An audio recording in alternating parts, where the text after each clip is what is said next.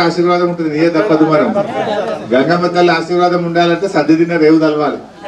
సర్ది తిన్న రేవు తెలిస్తే గంగమ్మ తల్లి ఇంకా మంచిగా ఆశీర్వాదం ఇస్తుంది, బరకత్ ఉంటుంది. అంతేనా లేదా? ఇవాళ ఏమన్నా ఇచ్చింది ఉన్నది? ఏమన్నా ఏడాది అర్థం 2 ఏళ్ళ కాంగ్రెస్ వాడు వచ్చి ఏమన్నా ఒక పైసా పని అయిందా మీకు? ఒక పైసా ఉన్నాయి ఊడవీకుడు తప్ప, ఉన్న రైతు బంధు బంధవుడు తప్ప ఏమన్నా అయిందా? ఒక్కసారి ఆలోచించండి. ఇవాళ రైతు బీమా కూడా బంధు పెట్టింది, 4 నెలలే దాని పైసలు కట్టలేదు. ఎంతో మంది చచ్చిపోతే దినవారం వెళ్ళక ముందు 5 లక్షలు వచ్చి బ్యాంకులు వేసిండు కేసీఆర్. 226 మందికి వచ్చినాయా? ఇప్పుడు అది కూడా ఇప్పుడు 6 నెలలు కట్టలే రేవంత్ రెడ్డి. అంటే మాటలు కోటలు దాటుతాయి, చేతలు గడప దాటి ఉంటాయి, అన్ని ఉత్తుత్త మాటలే. టీవీ పెడితే అంత తిట్టుడు తప్ప, బూతులు తప్ప, ఒక్కటన్నా మంచి పనికొచ్చే పని మాట్లాడతాడు ఎప్పుడన్నా? ఇగో ఇవాళ ప్రజలు కూడా మెల్లమెల్లగా అర్థమైంది, మళ్ళా కేసీఆర్ రావాలి, మళ్ళా బీఆర్ఎస్ రావాలని ఇలా ప్రజలు కూడా ఎదురు చూస్తున్నారు కేసీఆర్ కోసం. సో ఇవన్నీ కూడా మీరు కూడా ఆలోచన చేయండి, ఊళ్ళో కూడా మాట్లాడుంది. ఎందుకంటే మనం మంచిగా చేసుకున్నాం. రాఘవాపూర్ అంటే నాకు కూడా ప్రత్యేకమైన శ్రద్ధ ఉండే. 4 దిక్కుల 4 రోడ్లు, మీరు ఎడదిక్కు కడితే అడుగు ఊరు నుంచి రోడ్లు వేయించినాం, ఊళ్ళో డబుల్ రోడ్ చేసుకున్నాం, బ్రహ్మాండమైన స్కూల్ అంటే కట్టించినాం. ఏది కావాలన్నా మీకు ఎప్పుడు కాదనకుండా పెద్దలు శ్రీనివాసరావు గారు ఎప్పుడు నా వెంబడబడేది, ఖచ్చితంగా ఈ పని కావాలంటే వారంటే మాకు ఎంతో గౌరవం. వారి మాట ప్రకారం ఏది కోరినా ఈ ఊరిని అభివృద్ధిలో చక్కగా ముందుకు తీసుకొని పోయినాం.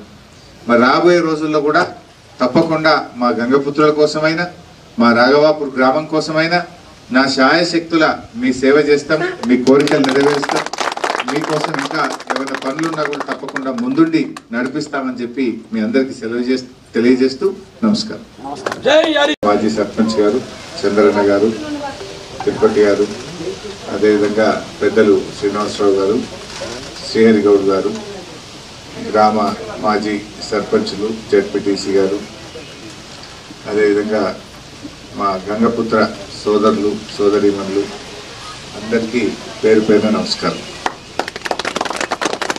చాలా సంతోషం. ఇవాళ అమ్మవారి వార్షికోత్సవాన్ని చాలా అద్భుతంగా రాఘవాపూర్ గ్రామంలో జరుపుతూ ఉన్నారు. ఈరోజు కేసీఆర్ గారు ప్రభుత్వం వచ్చిన తర్వాత మత్స్యకారుల జీవితాల్లో కొత్త వెలుతురుని తెచ్చింది కేసీఆర్ ప్రభుత్వం.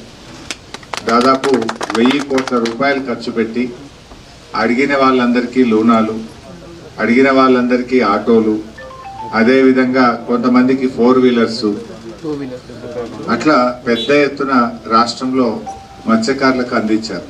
లోనాలు కావచ్చు, ఆటోలు కావచ్చు, 4 వీలర్స్ కావచ్చు. ఒక రాఘవాపూర్ గ్రామానికే 70 బండ్లు వచ్చినాయి. అంటే అట్లా దరఖాస్తు పెట్టిన ప్రతి ఒక్కరికి కూడా మత్స్యకారులకు వలలు కానీ, బండ్లు కానీ, ఐస్ బాక్సులు కానీ, మహిళా సంఘాలను కూడా ప్రోత్సహించింది బీఆర్ఎస్ ప్రభుత్వం. చెరువులన్నీ మిషన్ కాకతీయ కింద బాగు చేసి, అప్పుడైతే పాత రోజుల్లో ఒక తూము సక్కకుండా పో, ఒక అలుగు సక్కకుండా పో, ఎన్నడన్నా 10 ఏళ్ళకి నీళ్లు ఇస్తే కూడా కిందికెళ్ళి కారిపోతుంటాయి. కానీ మిషన్ కాకతీయ కింద చెరువులు బాగా చేసి, చెరువులను ప్రాజెక్టులతో అనుసంధానం చేసింది. కాలమైనా కాకపోయినా కాళేశ్వరం నీళ్లతో రాఘవాపూర్ పెద్ద చెరువు నింపుకున్నాం.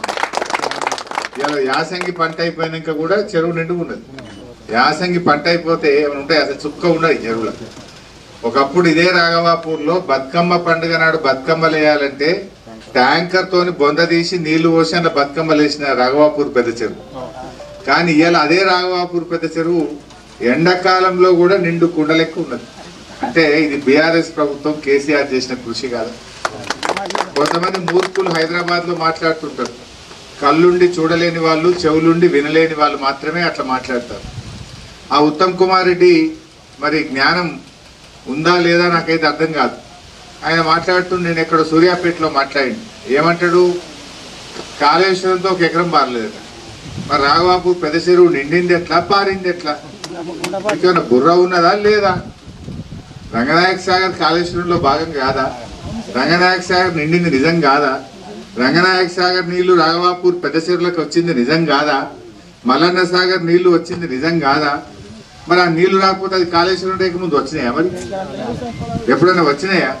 మరి ఆ కాంగ్రెస్ వాడికి బుద్ధి ఉందా, జ్ఞానం ఉందా నాకైతే అర్థమైతలేదు. వాడు ఏమంటాడే, కాళేశ్వరం లేకుండానే మొత్తం పంట పండిందట. కాళేశ్వరం లేకపోతే గింత పంట రాఘవాపూర్లో పడునా? ఈ పంట వండేదేనా? ఈ నీళ్ళు వచ్చేటియేనా?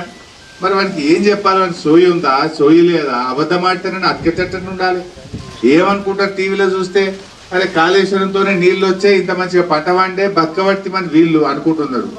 మరి వాడు బుర్ర జ్ఞానం లేనట్టు అసలు కాళేశ్వరం లేనే లేదు, పంట వండనే లేదంటే మరి ఏం చేయాలి? వాళ్ళకు అన్నం తింటురా, పెండ తింటురా? ఇలా ఆలోచించాల్సిన అవసరం.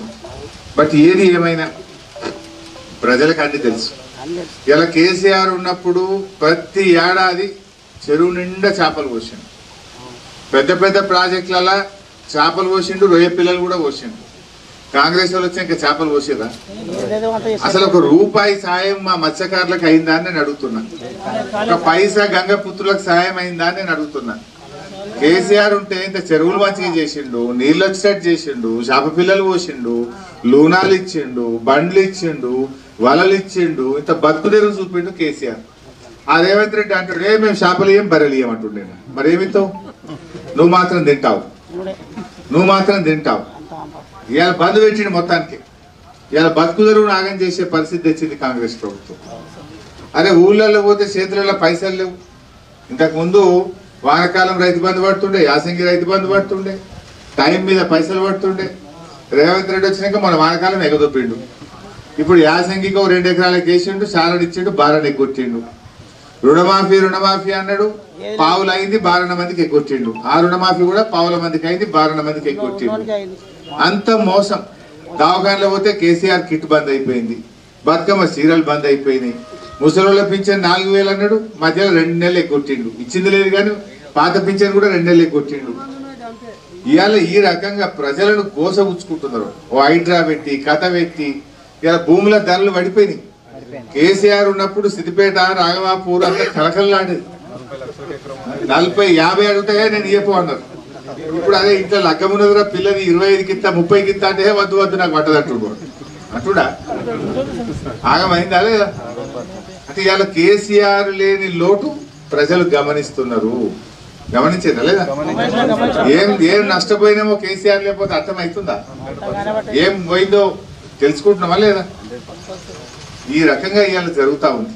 మీకు కూడా రాఘవాపూర్లో మా గంగపుత్రులు ఏది కోరినా చేసినారు.